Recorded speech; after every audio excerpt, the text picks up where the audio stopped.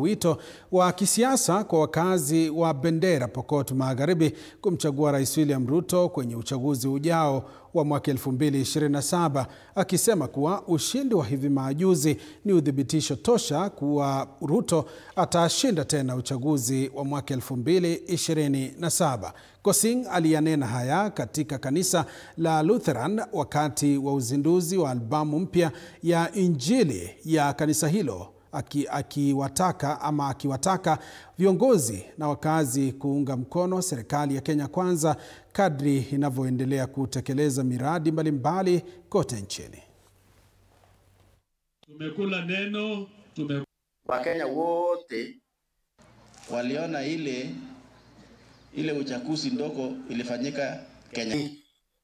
Hata Wapokot pande hii waliona kwa redio na maruninga na matelevision.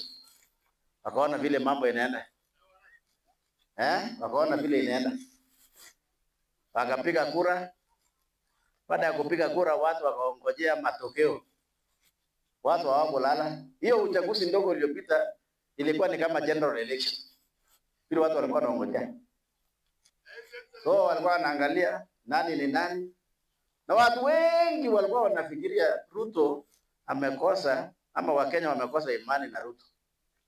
Watu wengi sana walikuwa wanafikiria hivyo. So tukaanzia huko Malaba tukachukua. Walikuwa wanafikiri sisi ni mchezo.